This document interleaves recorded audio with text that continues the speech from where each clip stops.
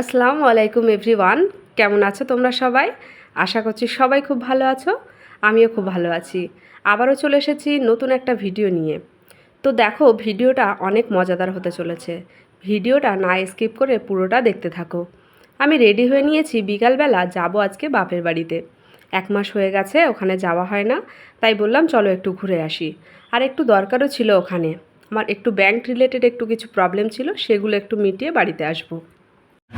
আমি আম খেতে খুব ভালোবাসি।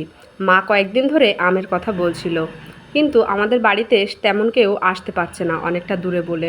তাই মা বলছিল যদি আসিস আমগুলো নিয়ে যাস। যাই হোক, একটা কাজ করতে গিয়ে আর একটা কাজও আমার হয়ে যাবে।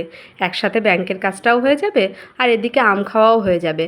দেখো, আমরা বেরিয়ে পড়েছি, আর চারিদিকে একটু বৃষ্টিও হচ্ছে এই কটা দিন। দুপুরে আজকে করেছিলাম একটু খিচুড়ি। বৃষ্টি বৃষ্টি ওয়েদার, খিচুড়ি খেতে খুবই মন করছিল। তাই অল্প করে দুজনের মতো একটুখানি খিচুড়ি করেছিলাম দুপুরে, কারণ দুপুরে খাওয়া দাওয়া করেই আমরা বেরিয়ে পড়েছি।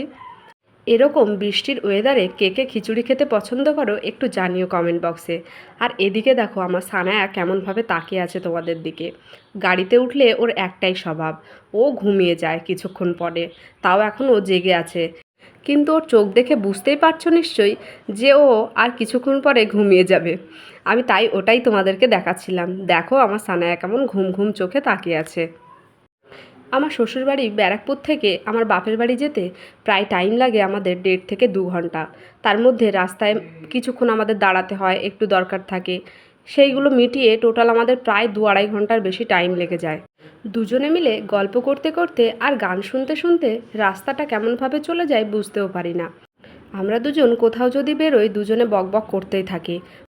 ও আমার সাথে সমস্ত কথাটাই শেয়ার করে, আর আমিও যা কিছু কথা আমি ওর সাথে শেয়ার করি। আমাদের মধ্যে ফ্রেন্ডশিপটা অনেকটাই বেশি। ও কোথাও একা যেতে তেমন পছন্দ করে না, কারণ একা একা যেতে খুবই বোর লাগে। আর যে ড্রাইভ করে তার তো আরও বোর লাগে, পাশে যদি কেউ একজন না থাকে না, তার কিন্তু একদমই ভালো লাগে না ড্রাইভ করতে। আমরা অনেকটা রাস্তায় এগিয়ে চলে এসেছি, আর এদিকে দেখো আমার সানায়া কিন্তু ঘুমিয়ে পড়েছে। একটু আগেই বলছিলাম না যে আমার সানায়া এবার ঘুমিয়ে পড়বে? দেখো, ওর অ্যাজ ইউজুয়াল ও ঘুমিয়ে পড়লো।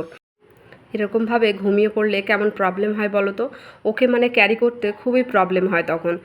আর এদিকে দেখো কি অবস্থা হয়েছে, ঠিক হলদিরাম থেকে চিনার পার্কের এই রাস্তাটায় একদম ব্লক হয়ে গেছে জলে। সামান্য একটুখানি কয়েক ঘন্টা বৃষ্টিতেই দেখতে পাচ্ছ তো কেমন অবস্থা। মানে কলকাতার কোনো একটা জায়গায় হালকা বৃষ্টি হলেও কিন্তু এখানে ডুবে যায়। সেই তুলনায় আমরা কিন্তু অনেক ভালো পরিবেশে থাকি, অনেক ভালো জায়গায় থাকি বলতে পারো। দেখো কীরকম সিচুয়েশন হয়ে গেছে, গাড়িগুলো একদম কিন্তু জলের তলায় চাকাগুলো পুরো চলে যাচ্ছে।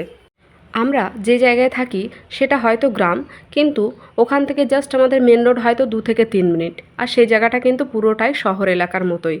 আর সেখানে যাতায়াতেরও পজিশন খুবই ভালো। মানে 10 থেকে 15 মিনিটের মধ্যে আমরা ট্রেন লাইনও পেয়ে যাই, বাস রুট, অটো টোটো সব কিছুই ঠিকঠাক।